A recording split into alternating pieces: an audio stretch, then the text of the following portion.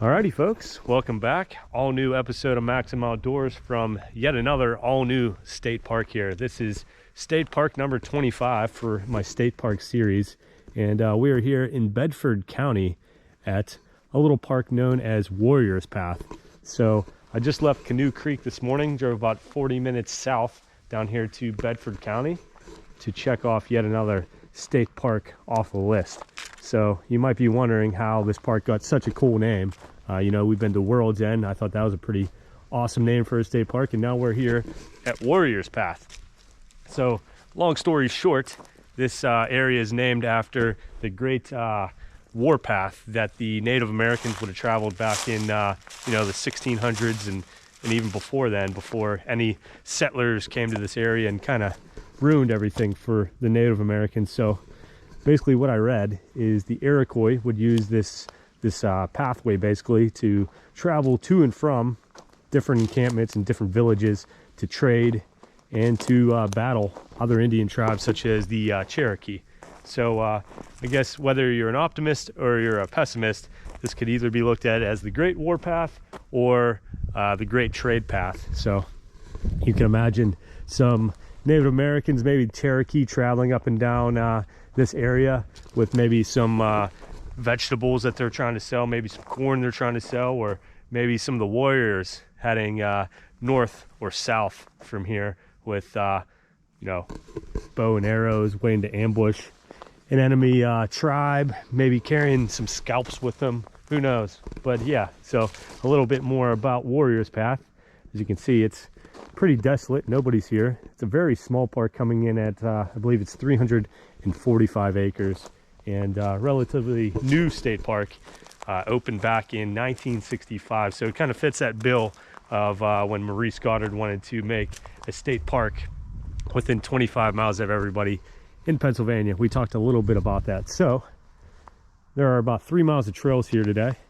We're going to be heading up this way and kind of looping around until we get back over this way.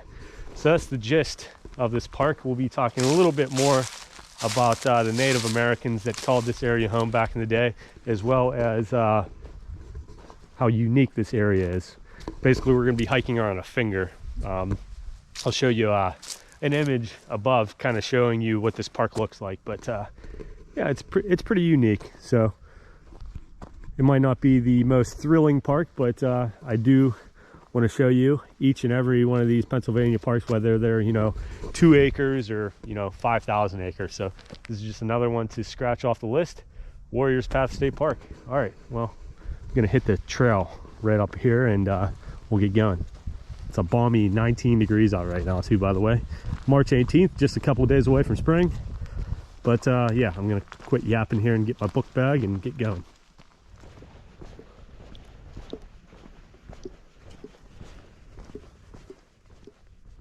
All right, well, just a real quick look at the game plan for today, if you're curious.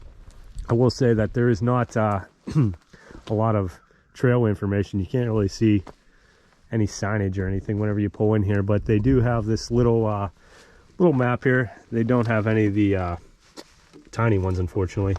But as you can see, we are here at Pavilion 1. We're going to catch this Island Farm Trail, which there's a sign right here for it, moderate walking.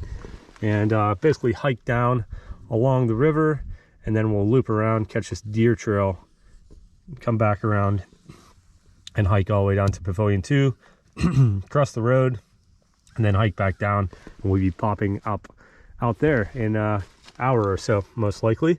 So yeah, there's what I was talking about. It looks like a big finger, and we'll be talking a little bit about that as well. So yeah, let's hit the trail. I'm going to start off with the Island Farm Trail here.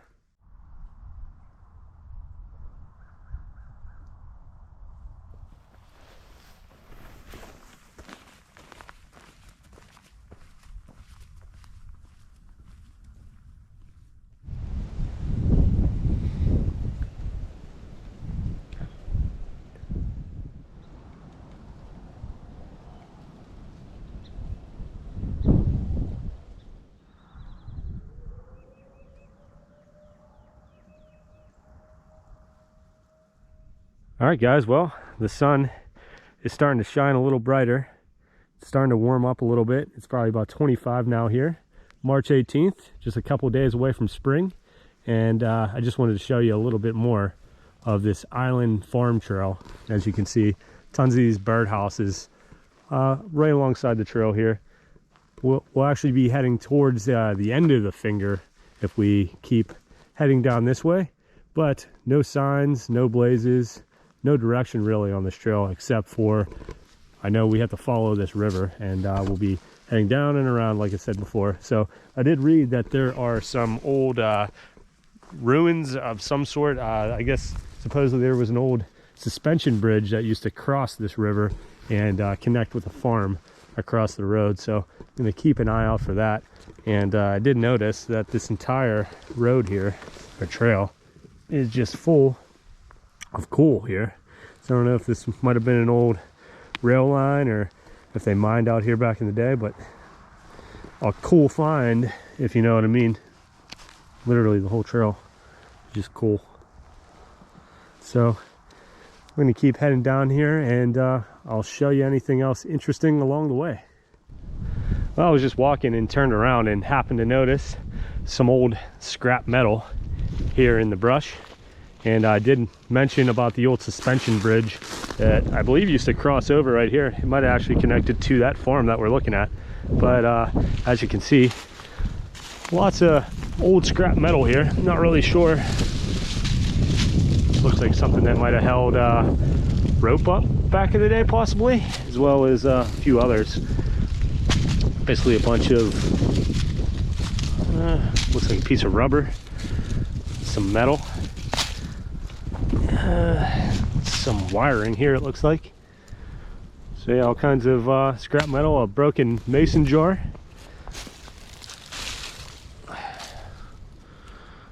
Yeah, interesting. Wonder what this was all for. It almost looks like an old piece of machinery.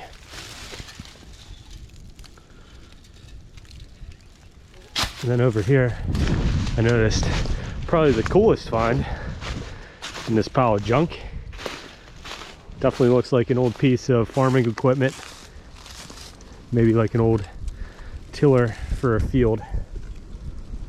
Till up the ground so they can plant crops and whatnot. And kind of a pile of junk here as well. So yeah, that's cool. Usually whenever I say that there's ruins out on the trail, I end up not finding them, but definitely found something today. So keep an eye out for more. Not sure if that has to do with the suspension bridge or something else. It almost looks like parts from a old tractor. Well, as we head deeper into this park, I will say that before I head out to any of these state parks, I do my due diligence and check out the web and try to find out as much information and history on these parks before I arrive here, so that I can enlighten you all out there on the history and what happened in these parks back in the day. And I will say this park is pretty much void of information. There's no real great viewpoints or vistas that I've seen online. Can't really find much history about it either. But I will say this, one of the cooler things that I read is this entire state park was basically donated by families. So back in the 60s, a family donated, I believe, around 280 acres to the state. And then a few other families throughout the years donated the rest. I believe a man died off in the 70s and donated about 45 acres. So just because this park doesn't have a crazy amount of, you know, vistas and waterfalls and history, it doesn't make it less cool to me. So, you know, Pennsylvania does have 124 state parks. Not each and every one of them are going to be, you know, like Ohio Pow and World's End. So I'm doing my best to try and convey and show you guys each and every one of these state parks. There are a few out there like Sandbridge and Mont Alto that are like 3 acres and 6 acres. So those are going to be a challenge to make a video. But yeah, just wanted to give a shout out to those families, because it's really awesome that they would donate all this land to folks, so people like me and you could come out here and enjoy this. So all right.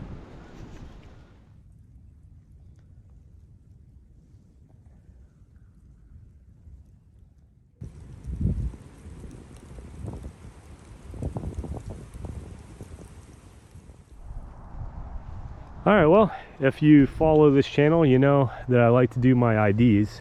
And if you look through some of this vegetation here, you can kind of see these little green wildflowers kind of popping out all over the place. You see some of the yellow flowers through the bushes and whatnot. So we'll take a look. Here's a nice example right here. But these are a new ID for the channel, and I believe the first wildflower that we've come across this year. These are wild daffodils. And I was reading online the other day, whenever you see a cluster like these, I mean, there's a bunch of them, including on this side of the trail as well. It was a good indicator that somebody used to live here. So this could have been an old homestead back in the day. And you can see over on this side, some of these haven't started blooming yet. But yeah, new ID for the channel, some wild daffodils. Like I said, I believe that is our first wildflower ID for the year. So I'm gonna keep moving on here.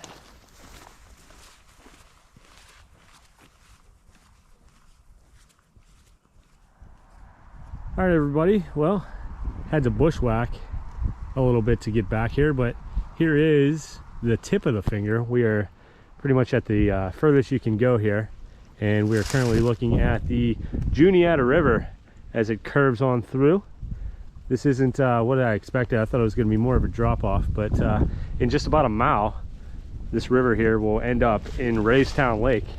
And another little interesting thing that I read about last night is apparently this river here, the Raystown branch of the Juniata, is one of the best cases of a meandering river in Pennsylvania. And if you're like me and have no clue what a meandering river is, it's basically whenever a body of water, a creek, a stream, a river, basically takes the path of least resistance through an area. So you see them a lot, you know, along like the Mississippi River, the big S bends and whatnot. But this apparently is one of the best examples of one in the entire state.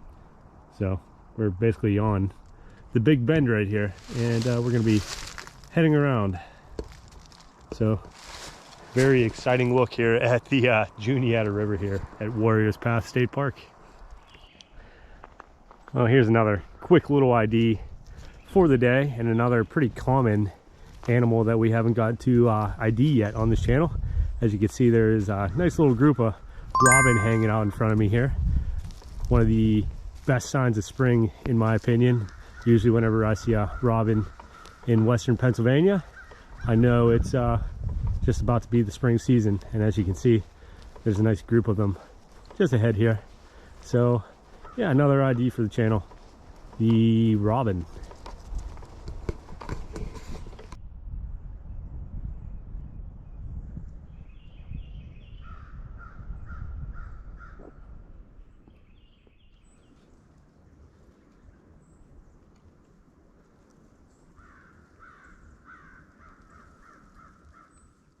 All right, well, we have reached the end of the deer trail. I believe that is the second trail of the day. And we have linked up with this dirt gravel road here. I believe this is called Salmon Hole Road. And check out this view behind me here of the Juniata Creek as it heads on down to Raystown Lake. But look at this rock face here.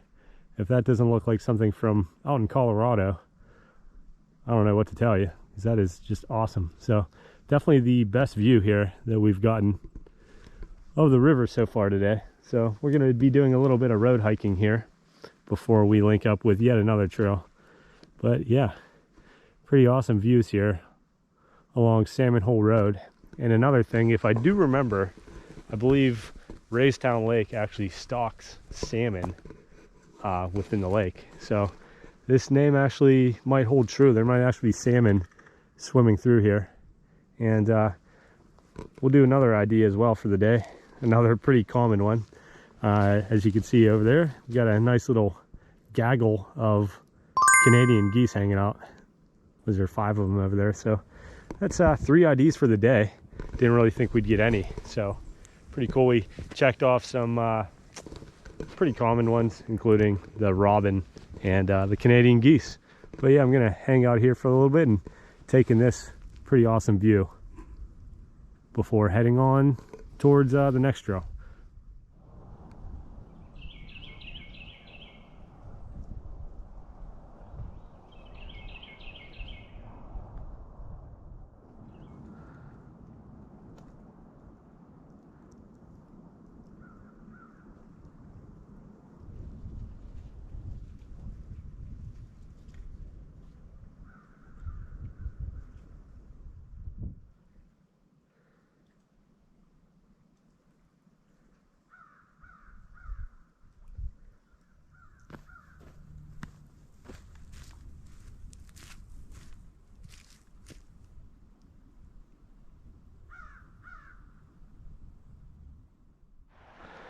All right, folks, well, decided to take a little breather here along the banks of the beautiful Juniata River here, doing a little time lapse. As you can see, nice grove of sycamore trees directly across from me, but I figured this would be another nice little spot to talk about the history of this area. Of course, we're here in Warriors Path State Park, and we touched a little bit upon it at the beginning of the video, how this park got its name, named after the Great War Path that so many historians refer to. But I did also say, depending if you're an optimist or a pessimist, a lot of historians also refer to this as the Great Trade Path. So Native Americans, up until the settlers came to these areas, would have used this extensively, traveling to and from the north and south. And this isn't just a local thing. This path extends all the way up into northern New York and heads down south all the way to southern Alabama to the Gulf of Mexico, believe it or not. So just think of all the tribes and Indians that would have used this pathway back until, you know, the settlers arrived. Another little fun fact, they say that the Indians weren't the ones that created these pathways. Believe it or not, the bison back in the day and the elk would have traveled the same pathways looking for, you know, food as they migrated, salt licks, you name it. So they were the originators of this pathway, and the Indians just helped develop it more and more.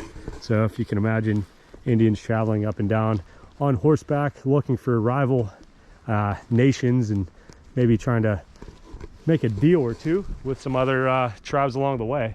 So it's kind of fun to think about it. It's kind of like the original Appalachian Trail, if you think about it. And another interesting fact is a lot of these Native American trails now are roads, like Route 19 and Interstate 79, all have parts of the Great War Path built into them, basically. So kind of crazy to think that some of our biggest interstates nowadays here in the United States can be accredited to bison, if you think about it. So kind of a cool thing to think about the next time you're traveling on down a highway, that a bison might have cleared that path for you. So I'm gonna wrap up this time lapse and continue on down here at Warriors Path State Park.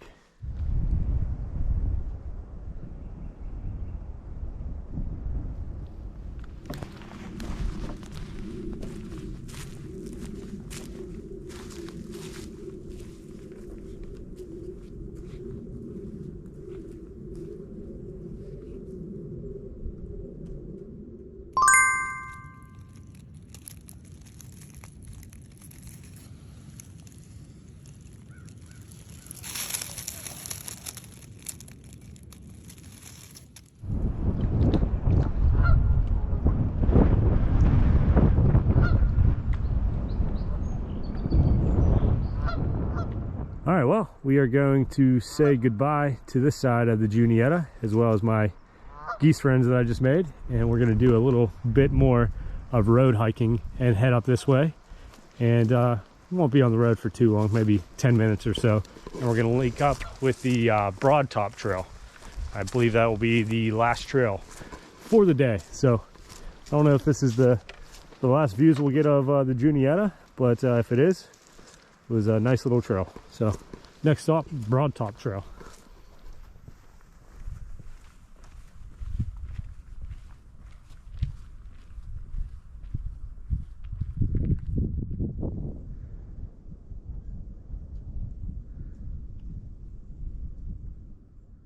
All right, folks, just a quick trail update. Our road hiking for the day has concluded, and we have made it onto the next trail. And as you can see, it looks like we will be gaining a little bit of elevation on this one for the first time today. So this is the Broad Top Trail Loop, and we'll be on this for a couple minutes before linking up with the Warriors Path. So we'll hike about 4 different trails today. Like I said, this park only has 3 miles of trail, so not too bad. And if you can see through the thicket here, there's a pretty decent sized mountain in front of me. That is known as Saxton Mountain. We're just a couple minutes away from Saxton, Pennsylvania, hence where the mountain gets its name from. But yeah, so far so good. The sun's even brighter now. It's starting to warm up, not freeze my butt off. But yeah, let's get moving here and check out what the rest of this park holds.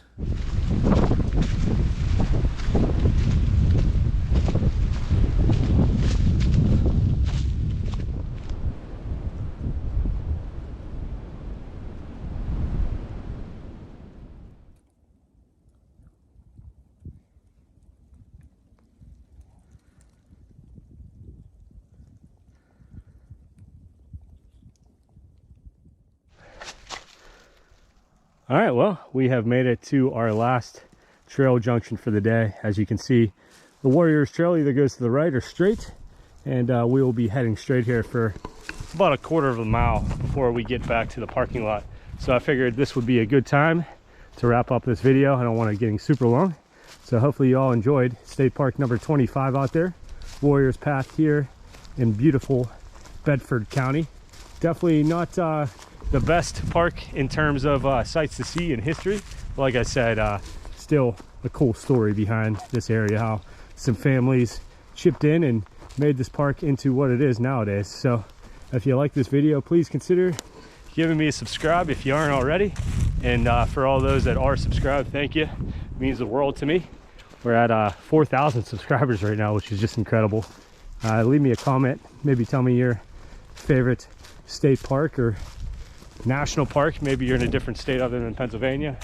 Give me a like on the video. It helps other people be able to see this video, pushes it with the algorithm of YouTube. And if you are bored one night and want to check out some behind the scenes photos and video, check me out on Facebook at Maksim Outdoors, as well as Instagram at Maksim Outdoors. All right, folks, I will see you next week. Not really sure where I'm going to be, but yeah, that's going to wrap up State Park number 25 here. Maksim Outdoors signing out.